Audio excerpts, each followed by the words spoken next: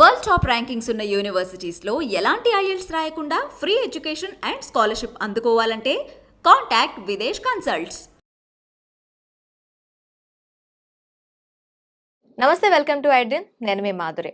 మన చుట్టూ చూస్తూ ఉంటాం, ఈరోజు స్నేహాలుగా ఉన్నవాళ్ళు 2 రోజులు పోతే వాళ్ళ మధ్య కలహాలు వచ్చి విడిపోతూ ఉన్నారు. అవి ఎలా అంటే కొట్టుకు చచ్చేంత వరకు వెళ్తున్నారు. అది ఎక్కువగా చిన్నపిల్లల్లోనే, టీనేజర్స్లోనే కాదు, పెద్దవాళ్ళలో కూడా చూస్తాం. అసలు స్నేహితుల మధ్య కలహాలకి అసలు కారణం ఏంటి? ఆ కలహాలని ఎలా వాళ్ళు చేసుకోవాలి చెప్పడానికి మనతో పాటు ఉన్నారు చేబ్రోలు శశిపాల గారు. ఆమె అడిగి డీటెయిల్గా తెలుసుకుందాం. నమస్తే అమ్మా. నమస్తే అమ్మా, స్నేహితుల మధ్య కలహాలు ఎంతో ఆప్యాయంగా ఉంటారు. ఆప్యాయంగా ఉండి వాళ్ళ మధ్య ఎటువంటి అరమరికలు ఉండవు, వాళ్ళ మధ్య ఎటువంటి దాపరికాలు ఉండవు. చాలా అంటే వీళ్ళు ఏం చెప్తే వాళ్ళది, వాళ్ళు ఏం చెప్తే వీళ్ళకది, అలా ఉంటారు. అలా ఉన్న వాళ్ళు సడన్గా ఇప్పుడు వాట్సాప్లోని వాటిల్లో కానీ బ్లాక్ చేసుకోవటము, లేదంటే వాళ్ళకి దూరంగా వెళ్ళిపోవటము, కంప్లీట్గా వాళ్ళని ఒక శత్రువులుగా చూసుకుంటూ వెళ్ళిపోతున్నారు. దీనికి కారణం ఏంటంటారు? 3 అక్షరాలు: అసూయ. That is ruling our society. పిల్లలలో గొడవలు రావడానికి కారణం అక్కడ కూడా అసూయ. ఒకళ్ళ మార్కులు ఎక్కువ వస్తే రెండో వాళ్ళు ఆటోమేటిక్గా వీళ్ళు చదవలేకపోతున్నారు అనుకోకుండా వాళ్ళకు వచ్చినాయని కుళ్ళిపోతారు. ప్రేమ. వీళ్ళు ఎవరినో ఇష్టపడతారు, అవతల వాళ్ళు ఇంకోళ్ళని, తన ఫ్రెండ్ని ఇష్టపడతారు. అక్కడ అసూయ. అలానే ఒకళ్ళు ఫైనాన్షియల్గా బెటర్గా ఉంటారు, వీళ్ళ కోరికలు ఉంటాయి కానీ తీర్చుకోలేరు. అది కూడా పైకి చుట్టూతా తిరుగుతారు కానీ భజన రాయుడిలాగా, లోపల అసూయ. ఈ అసూయ అనేది ఎంత దారుణంగా ఉంటుందంటే వాళ్ళని పతనం పాతాళానికి తొక్కేసే విధంగా కూడా ఉంటుంది. ఇప్పుడు మార్కుల్లో వెంటనే వాళ్ళకి చదువు, ఆ మార్కులు రాకుండా ఉండటానికి ఎన్ని రకాలుగా వీళ్ళు ట్రై చేయాలో మొదలు పెడతారు. అలానే ప్రేమ విషయంలో వాళ్ళకి పోయి యాంటీగా చెప్పటం కానీ, లేకపోతే ఆ ప్రేమ వైఫల్యం అవటానికి అనుకూలించే పరిస్థితులను కల్పించడం కానీ, వాళ్ళ మీద వీళ్ళకి అపార్థాలు కలిగించేట్లు ఇలాంటివన్నీ మొదలవుతాయి. ఇక్కడ అసూయ. ఇంకా డబ్బు కోసమే కొంతమంది చుట్టూతో చేస్తారు.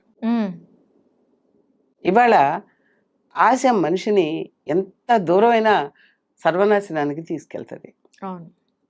వాళ్ళు ఏంటి, ఎంతసేపటికి వాళ్ళ ఫ్రెండ్ కానీ ఎవరైనా సరే, వెదర్ మేల్ ఆర్ ఫీమేల్, వాళ్ళ ఫ్రెండ్స్ని నువ్వే గొప్పోడివి, అసలు నిన్ను వాళ్ళు చూసావా ఎట్లా చేస్తున్నారు అట్లా చేస్తున్నారు అని వాళ్ళల్లో ఉన్న ఆ యుగోని పెంచుతున్నారు, అసూయని పెంచుతున్నారు, వాళ్ళ ఆ కోపాన్ని పెంచుతున్నారు. అన్ని రకాలుగా అంటే వాళ్ళని నెగిటివ్గా తయారు చేస్తున్నారు వీళ్ళ బుద్ధితో. వీళ్ళకి తెలియదు, వీడు నన్ను పొగుడుతున్నాడు అనుకుంటారే కానీ ఆ పొగడ్త వెనుక వీడు నన్ను నాశనానికి కూడా మూల కారణం అవుతున్నాడని తెలియదు. పురాణాల్లో చూసుకుంటే శకుని తన పగ తీర్చుకోవటానికి పాజిటివ్గా చెప్తున్నట్టు నటించి వాళ్ళ నాశనానికే కారణమయ్యాడు, కురుక్షేత్ర యుద్ధానికే కారణమయ్యాడు శకుని. ఇవన్నీ గమనిస్తున్న మూల విరాట్ శకునే వీటనికి తన ఆయుధంగా, తను అనుకున్న అంటే ఈ పాప నాశనానికి ఒక ఆయుధంగా వాడుకున్నాడు మూల విరాట్. వాళ్ళ ఏళ్లతో వాళ్ళ కళ్ళే పొడిపించాడు, దాన్ని పావుగా వాడుకున్నాడు. అది ఎవరికి అర్థం కాని విషయం. బయట నుంచి చూసే వాళ్ళకి ఒక శ్రీకృష్ణ పరమాత్ముడికి మాత్రమే అది అర్థమైంది. ఇప్పుడు మూల విరాట్ అన్నది శ్రీకృష్ణ పరమాత్మ గురించి. అందుకనే తను ఎవరు పక్క ఉండాలో, తను అంటే శకునంతటి వాడు ఏం చేస్తే అది తనకు ఒక వరం ఉంది కదా శకునికి. తాను అనుకున్నది అనుకున్నట్టు చేయగలడు. అందుకే ఇక పాచికలు తీసుకుని తను పాచికలు వేయడం తనే వేస్తాడు. అది మరి ఇవన్నీ కృష్ణుడికి తెలియదా? అందుకే కదా శకుని ఎవరి వైపు ఉండాలి అనుకుంటాడు, శ్రీకృష్ణుడు కూడా అటువైపు ఉన్నాడు. ఇప్పుడు కృష్ణుడికి తెలియదా వీళ్ళు ఆడతారని? ఎక్కడో ఉండి అన్ని గమనించుకునే ఆయనకి. కానీ నాశనం జరగాలి కాబట్టి, పాప వినాశనం జరగాలి కాబట్టి, దానికి ఒక మహాకురుక్షేత్ర యుద్ధం సంకల్పించాడు. ఆ సంకల్పానికి పావులుగా వాడుకున్నాడు. ఓకే. అంటే అక్కడ ఆ స్నేహం అనేది అక్కడ కూడాను ఒక స్నేహం ఒకరిని రక్షించింది. ఇంకో స్నేహం వాళ్ళ పతనాన్ని చూపించింది. చూపించింది. దానికి శకుని, కృష్ణుడే ఎగ్జాంపుల్స్. ఎగ్జాంపుల్స్. అట్లానే ఇవాళ పిల్లలు మధ్య వాళ్ళు ఎంతో ఆప్యాయంగా వాళ్ళు కల్మషం లేని జీవితాలమ్మా అవి. వాటికి తగాదాలకు పెద్దలు కూడా కారణం. అవును. ఇది కేవలం పిల్లల సమస్య కాదు. వాళ్ళిద్దరూ ఏదైనా గొడవపడి ఇది చేసుకుంటే వీళ్ళని దూరం చేస్తారు. హ్మ్. వీళ్ళలో నెగటివ్ థాట్స్ని ఎక్కువగా వాళ్ళు నింపుతూ ఉంటారు. అవును. పెద్దవాళ్ళు. అవునా? వాళ్ళ అరే వాడికి అలా మార్కులు చేసాం. వచ్చినాయి అంటే నీ వల్లేరా, నువ్వు కూర్చొని వాడికి ఏదో కూర్చొని చాలాసేపు చెప్పావు కదా, లేకపోతే వాడేందిరా నీ ముందు. అవతల పిల్లవాడు ఏంటంటే అది విచ్చుకునే పూలమ్మ, హ్మ్. పసి మనసులు.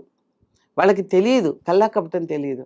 వాళ్ళు ఏమనుకుంటారు, ఓ నేను చెప్పడం వల్లే వాడికి మార్కులు వచ్చినాయి, నా వల్లే, కానీ వాడు ఇంకా డెవలప్ చేసుకుని వాడేమో బాగా మార్కులు వచ్చేసి చెప్పినోడి నాకు తగ్గినాయి అని అనుకుంటాడు. ఇలా వాళ్ళలో నెగటివిటీని ప్రోత్సహించేది తల్లిదండ్రులు. ఇంకోటి ఏంటంటే ఈ తల్లిదండ్రుల వల్ల అహంకారం కూడా కొంతమందికి పిల్లలకి పెరుగుతుంది. హ్మ్. ఇవాళ యూత్ని చూస్తున్నాం. ఎవడు డబ్బు ఉంటే ఎవడు పవర్ ఉంటే వాడు పక్కన చేరతారు. పక్కన చేరి వాడిని చెడు వైపు, రే అమ్మాయి చూడరా ఎంత పొగరుగా వ్యవహరిస్తుంది, దాని మొహం మీద అది చేద్దాం ఇది చేద్దాం దాడి చేద్దాం, యాసిడ్స్ ఇవన్నీ ఎందుకు వస్తున్నాయి. హ్మ్. వెనక ఒక సినిమా ఉందమ్మా, విజయశాంతి. అది విజయశాంతి హీరోయిన్ కర్తవ్యం. హ్మ్. కర్తవ్యంలో ఒక అమ్మాయిని రేప్ చేసి చెడగొడతారు. కానీ ఆ రేప్ చేసిన తర్వాత వాళ్ళని ఎప్పుడైతే తమనే వాడు నా చంపేద్దామని ప్రయత్నించాడో అప్పుడు తెలుసుకుంటారు వాళ్ళు. వాళ్ళ చేతే ప్రోత్సహించి పెళ్లి చేసేట్లు చేస్తుంది హీరోయిన్. అంటే స్నేహం అనే యొక్క విలువ కూడా ఎంత గొప్పదో చూసావా. అది చెడగొట్టాలన్నా బాగు చేయాలన్నా. ఇప్పుడు ఉన్న యూత్ కూడా ఈ తెలివితేటల్ని, వాళ్ళ యొక్క అద్భుతమైనటువంటి ప్రతిభా పాఠవాల్ని, ప్రణాళికల ఆ సిద్ధాంతాన్ని మంచికి ఎందుకు వాడరు. హుహు. వాళ్ళు మంచికి వాడితే ఈరోజు యూత్ చాలా పవర్ఫుల్. వాళ్ళు గనక మంచికి ప్రతి ఒక్కళ్ళు కూడా ఐకమత్యంతో మంచి కోసం ప్రయత్నిస్తే ఈరోజు ఇన్ని వినాశనాలు జరుగుతాయా? జరిగే ఆస్కారం కూడా లేదు. నిజంగా the most powerful weapons youth. నేటి యూత్. వాళ్ళు ఆలోచించే విధానాన్ని పాజిటివ్లో పోతూ మంచి కోసం తాపత్రయపడితే అద్భుతమైనటువంటి పురోగతి ఉన్న దేశంగా మారుతుంది. మన దేశం కాదు, ఏ దేశమైనా సరే. కానీ ఆ యూత్ని ఒరేయ్ బస్సులు తగలబెట్టడానికి, లేకపోతేనేమో రాళ్ళేసి కొట్టడానికి, లేకపోతే నాశనానికి వీటన్నిటిని వాడుతున్నారు. గూండాలుగా మారుతున్నారు, బట్టాజులుగా మారుతున్నారు. ఈ గుండాలు కానీ ఈ బట్టాజులు కానీ వీళ్ళందరూ కూడా ఏనాటికైనా వీళ్ళ వల్ల మనకే ప్రమాదం ఉంటుంది అని తెలుసుకున్న వాళ్ళైతే అట్లా ఉండరుగా. అవును. అప్పుడు వాళ్ళు కూడా మంచి వైపు ఉంటే చచ్చినట్టు దుర్మార్గుడు కూడా మంచిగా మారిపోతాడు. నాకు ఒక చిన్నపిల్లవాడు ఉన్నాడు, నువ్వు తప్పు చేస్తున్నావు నీతో మేము ఉండము అని చెప్పి అన్నప్పుడు ఆటోమేటిక్ వీళ్ళలో మార్పు వస్తుంది. హ్మ్. ఖచ్చితంగా. మార్పు వచ్చి రే నేను మీతో ఉంటానురా, సారీరా అని మారటం మొదలు పెడతాడు. మొక్కై వనంగంది మానే వంగుతుందా అనే సామెత ఊరికే రాలేదు. అది మొలకగా ఉన్నప్పుడే మనం ఎలా కావాలంటే అలా ఉంచుకునేట్లు ఉండాలి. అప్పుడు బంగారు భవిష్యత్తు పిల్లలకి ఉంటుంది, బంగారు భూమిగా మారుతుంది. భారతదేశమే కాదు ఏ దేశమైనా కూడా ఒక అద్భుతమైనటువంటి ఉన్నతమైన దేశంగా మారుతుంది. యూత్ తన పవర్ని తెలుసుకోవాలి, ఈర్ష్య అసూయల్ని మానుకోవాలి. ఒకళ్ళ దాంట్లో వాళ్ళని చూసి నేర్చుకోవాలి, కానీ మంచి వాళ్ళకి చెడు చేసేట్లో లేకపోతే వీళ్ళు చెడుని ప్రోత్సహించేట్లో ఉండకూడదు. ఈ అసూయ అనేది మారినప్పుడు సమాజం మొత్తం బాగుపడుతుందమ్మా. అవును. పిల్లల నుంచి పెద్దల దాకా మొత్తం సమాజం బాగుపడుతుంది, తద్వారా దేశం కూడా బాగుపడుతుంది. ఓకే అమ్మ. ఆ పిల్లలు అంటే చిన్న చిన్న విత్తనాలవి. ఆ విత్తనాల దీంట్లోని చుట్టూ ఉండేవాళ్ళు కూడాను ఆ విత్తనాలకి వీలైతే నీరు పోసి నారు పొయ్యాలి తప్పితే, యెస్. విత్తనం స్టేజ్‌లోనే దాన్ని అదేమయ్యకుండా ఉంటే బావుంటుంది. ఇది తల్లిదండ్రుల్లో ముఖ్యంగా క్రూషియల్ పాయింట్. ఆ తల్లిదండ్రులు దానికి సహకరించాలి. ఇదొక్కటే కాదు తల్లి. ఈరోజు రాజకీయాలు కూడా చూడు. వాడది చేశాడు, వీడిది చేశాడు. వీడు చేస్తున్న మంచేంటి? ఎంతసేపటికి ఇవాళ ఉన్న సిస్టము మనం గవర్నమెంట్‌ని విమర్శించడం కాదమ్మా. ఎవరిని తప్పు. కానీ ఏంటంటే చెడుకి ఎక్కువగా అట్రాక్ట్ చేస్తున్నారు. మంచిని దూరం చేస్తున్నారు. అందువల్ల కూడా సమాజం చాలా బాధపడుతుందమ్మా. ఎవరని కాదు. ఎవరి పద్ధతిలో వాళ్ళు ప్రజల్ని వాడుకుంటున్నారు. ఇవాళ ఏదైనా సరేమా పాలకులు కూడా ప్రోత్సహిస్తూ ఉంటే మంచిని ఆటోమేటిక్‌గా సమాజం అంతా బాగుపడుతుందమ్మా. ఓకే అమ్మ. బాగా చదువుకున్న వాళ్ళకి మంచి ఎంకరేజ్మెంట్, వాళ్ళకి మంచి ఇది అన్నీ చేస్తూ ఉంటే విద్యార్థుల్లో కూడా చాలా ఉత్సాహం పెరిగిపోయి సమాజానికి హితవు కోరేవాళ్ళుగా వాళ్ళు మారతారమ్మా. అంతే కదమ్మా, ఈ రోజుల్లో కష్టం విలువ తెలుసుకోవాలి ప్రతి ఒక్కళ్ళు, హ్మ్. పిల్లలు కూడా. లేకపోతే ఆ కష్టపడితే కానీ సుఖం రాదని తెలుసుకోవాలి. ఏది కూడా ఈజీగా వచ్చే పద్ధతిలో ఉండకూడదు. అందుకే పిల్లల్ని కూడా తల్లిదండ్రులు పుట్టినరోజులకి లేకపోతే ఏదైనా ఒక స్పెషల్ దినాలకి వాళ్ళని కష్టం ఉన్న చోటికి తీసుకెళ్ళాలి.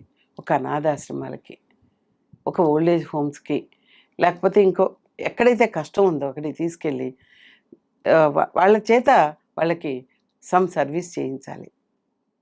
ఫుడ్ పెట్టించాలి. హ్మ్. అప్పుడు వాళ్ళ మొహాలు వెలిగిపోతాయి.